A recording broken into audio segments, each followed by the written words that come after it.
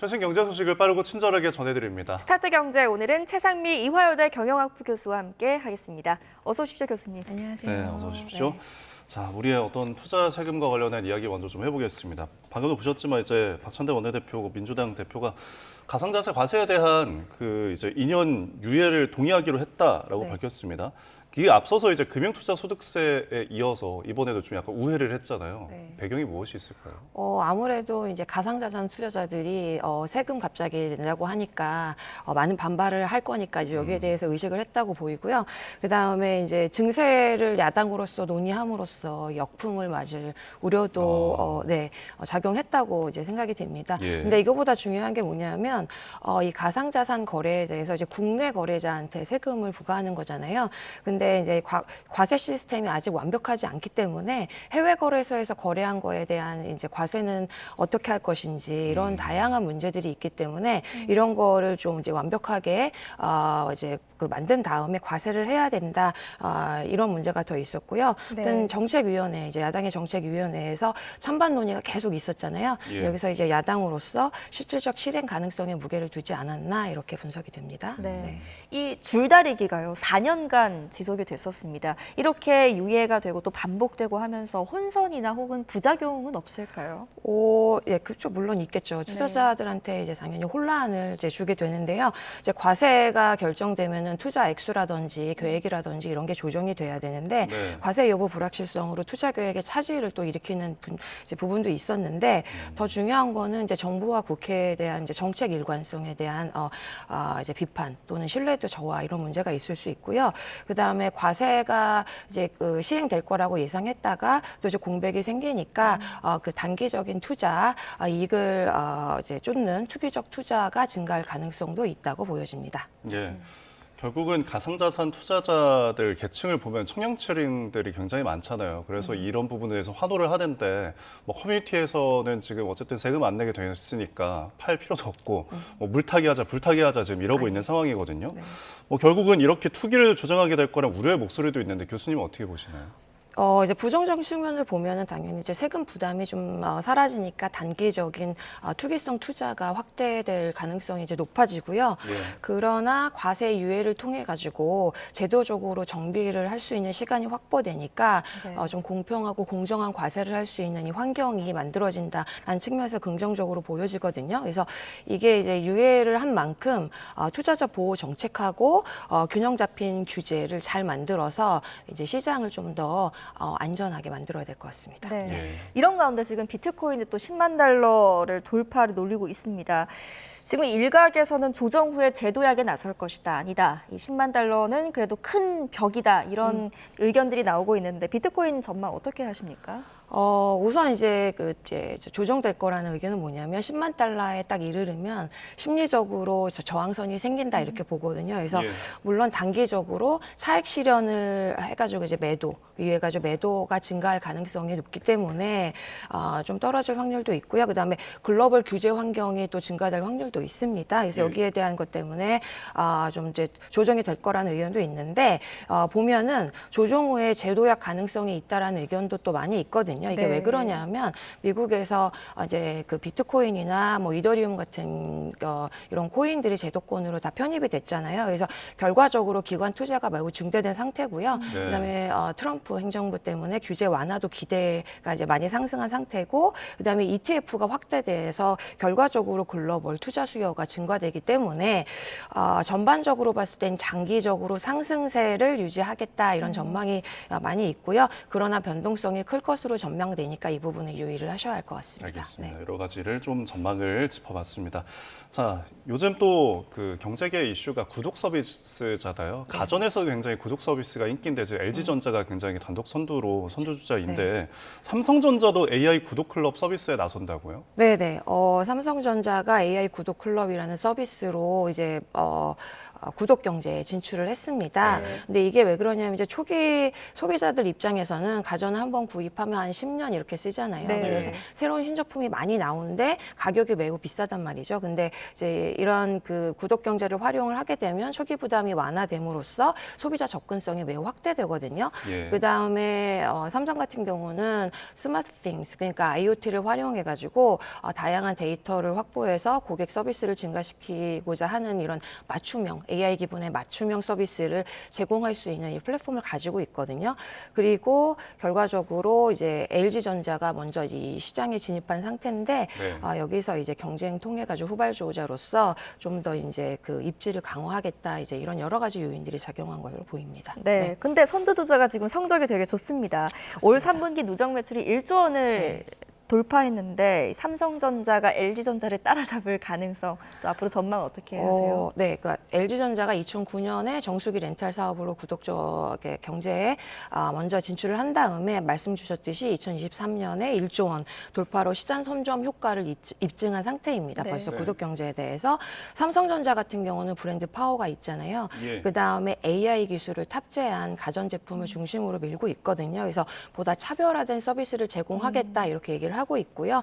말씀드렸듯이 최근에 젊은 층들은 구독 경제에 매우 익숙한 상태니까 네. 이런 구독 경제 트렌드랑 맞물려 가지고 잠재적 성장력이 매우 큰 시장이다, 이렇게 볼 수 있겠습니다. 네. 아까 언급하신 것처럼 우리 가전에 한 번 사면 이제 한 10년은 가니까 네. 굉장히 보유율이나 보급률이 높은 상황인데 그러면서 이제 가전 시장이 좀 침체됐거든요. 네. 그런데도 이 구독 서비스가 각광을 받는 이유는 어디에 있을까요?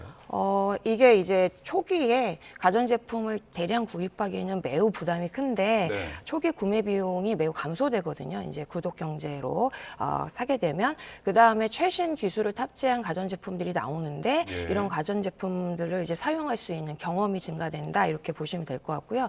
기업 입장에서는 굉장히 안정적으로 구독 수익을 확보할 수 있거든요. 그다음에 그 AI 기반의 여러 가지 가전제품 같은 경우에는 고객 데이터를 지속적으로 또 확보할 수 있고 네. 이를 활용해서 더 이제 커스터마이즈한 서비스를 제공할 수 있고요.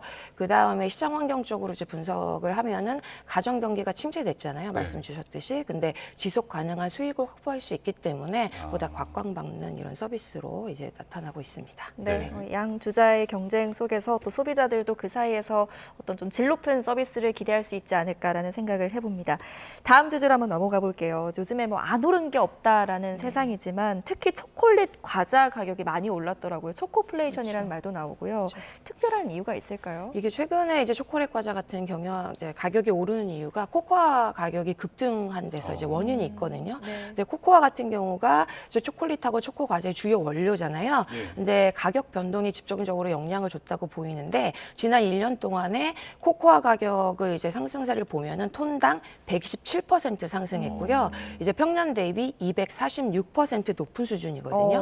근데 이제 이러한 이유가 뭐냐 하면 기후 변화 때문입니다. 그래서 기후 변화로 인해서 생산량 감소가 아주 이제 핵심 요인으로 작용했는데 주요 코코아 생산지인 서아프리카 지역이 보시면은 가뭄, 그다음에 엘니뇨 예. 현상으로 심각한 작황, 악화를 겪었기 때문이고요. 생산량이 결과적으로 줄면서 공급이 제한되고 이에 따라서 국제 코코아 가격이 급등하게 된 데 주요 원인이 있습니다. 그래서 보시면 제과 업체들이 원재료값 상승 부담을 이제 주로 소비자 가격에 반영하기 시작한 상태인데요. 네. 오리온하고 혜태제과를 비롯한 국내 이제 제과 업체들이 초코 과자 가격을 평균 8%에서 20%까지 이제 인상을 하면서 예. 시장 전반에 매우 이제 영향을 미치고 있다, 이렇게 보시면 될 것 같습니다.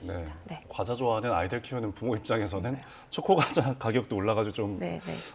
한숨이 나올 것 같습니다. 자, 그리고 뭐 커피 한 잔의 여유라는 말도 이제 찾아보기가 쉽지 않은데 원두 네. 가격이 좀 많이 올랐다고요? 네, 원두 가격 보시면은 47년 만에 최고치를 경신하고 있거든요. 예. 이게 소비자들에게 결과적으로 큰 영향을 이제 미치고 있는데요. 아라비카 원두 가격 이제 국제 가격 보면은 파운드당 3.2달러. 이는 이제 1977년 이후에 가장 높은 수준이라고 예. 보시면 될 것 같고요. 로부스타 원두도 톤당 5,547달러로 급등하면서 80% 이상 상승률을 보였습니다. 이 같은 원두 가격의 상승도 초콜릿과 같이 이제 주요 요인은 기후 변화에 예. 기인한다고 보고 세계 최대 생산국인 이제 브라질하고 베트남이 엘니뇨랑 가뭄 때문에 수확량이 크게 줄었고요. 미국 농부부 또 브라질의 2024년 커피 생산량의 전망치를 기존 6,990만 톤에서 6,640만 톤으로 하향 조정한 예. 상태입니다. 네. 그리고 이제 더불어서 트럼프 당선인이 이제 관세 정책을 좀 바꿨잖아요. 그래서 네. 이러한 정책도 가격 상승에 영향을 많이 미쳤습니다. 그래서 관세 부과 전에 커피 업체들이 이제 물량을 확보하려고 경쟁을 하면서 수급 불균형이 좀 일어났기 때문에 원두 가격을 더 끌어올렸다 이렇게 분석이 됩니다. 네. 경제 소식을 전하면서 늘 오른다는 얘기만 전해드리는 것 같아서 저희도 참 마음이 무겁습니다만 이 코코아 원두 같은 이런 원자재 가격이 계속 오르다 보면 결국에는 물가 상승을 또 일으킬 수 있지 않겠습니까? 네네. 코코아 원두 가격이 상승했으니까 초콜릿, 커피 등의 이제 소비자 가격으로 이제 직결이 될 거고요. 네. 전반적인 물가에도 압박을 가할 거라고 이제 보입니다. 초콜릿 제품의 경우에는 코코아 원가 상승이 빠르게 소비자 가격에 지금 반영이 된 상태고요. 그다음에 커피 원두 역시 인스턴트 커피, 그다음에 커피 믹스, 카페 음료 가격에 영향을 미치고 있습니다. 그래서 예. 이 원두 가격 상승세가 소비자 가격에 반영된다 한 4개월에서 6개월 정도 시간차가 있거든요. 그래서 이제 원재료 가격 상승은 단기적으로 소비자들의 생활비 증가를 야기할 수밖에 없고요. 장기적으로는 물가 상승의 주요 요인이 될 가능성이 분명히 큽니다. 그래서 특히 이게 기후 변화 때문에 일어난 거라서 네. 원가 상승이 지속되면요, 뭐 외식업, 제과업, 그다음에 카페 프랜차이즈 등의 네. 관련 업계 전반에 연쇄적인 가격 상승이 일어날 것으로 전망이 됩니다. 네, 네. 지구의 온도가 오르는 만큼 물가는 배로 오르고 있는 현실입니다. 자, 마지막으로 뉴욕 증시 전망해 보겠습니다. 뭐 지난주에는 추수감사절 때문에 좀 짧았는데 이번 주 짚어볼 이슈들이 뭐가 있을까요? 이제 이번 주 이제 뉴욕 증시를 보시면은 미국 경제를 진단할 수 있는 다양한 지표들이 이제 발표를 앞두고 있거든요. 예. 중요한 게 이제 고용 지표 발표가 12월 FOMC에서 연준이 금리 인하 여부를 결정하는데 아주 중요한 단서가 될 것으로 보이는데요. 12월에 이제 2일 같은 경우에 오늘 ISM 제조업에서 PMI 그다음에 글로벌 제조업 PMI 확정치가 발표되거든요. 이게 네. 제조업 경기 흐름을 판단할 수 있는 아주 중요한 지표고요. 그다음에 4일에는 ADP 민간 고용 보고서, 그다음에 ISM 서비스업 PMI가 공개됩니다. 그래서 이는 이제 노동 시장하고 미국의 서비스업 경기 상태를 진단하는 데 사용되는 거고요. 그다음에 6일에는 비농업 고용 보고서랑 실업률 발표가 예정되어 있어 가지고요. 예. 시장의 전반적인 강도와 연준의 정책 방향을 볼 수 있는 핵심 자료라고 보시면 될 것 같습니다. 네. 네, 네. 주요 일정까지 또 짚어주셨고요. 네. 이 뉴욕 증시가 지금 강세를 보이고 있는데 트럼프 랠리에 이어서 산타 랠리까지 이어질 거란 기대감이 좀 높은 것 같아요. 네네. 뉴욕 증시가 올해 굉장히 기록적인 상승세를 예. 보였잖아요. 그래서 예. 이제 12월에도 상승세를 유지할 가능성이 높다라는 전망인데요. 이게 왜 그러냐면 S&P 500 지수를 보면 올해 27% 이상 상승을 했어요. 네. 근데 11월까지 연간 20%, 그러니까 기존의 이제 데이터를 보면 네. 11월까지 연간 20% 이상 상승한 해에 76%의 확률로 12월에도 추가 상승을 했다라는 기록이 있습니다. 그래서 예. 이를 참고했을 때 산타 랠리를 좀 기대할 수 있다. 왜냐하면 산타 랠리로 불리는 이제 연말에 증시가 강세하는 이런 현상에 대한 기대감도 매우 큰 상태입니다. 네, 나머지 24%는 올랐지 않았다는 이야기죠. 그렇죠, 네, 그렇죠. 그 네. 부분도 또 염두를 네, 하면서 변동성. 투자는 하긴 해야 될 것 같습니다. 네, 네. 자, 지금까지 최상미 이화여대 경영학부 교수와 함께했습니다. 오늘 말씀 감사드립니다. 예.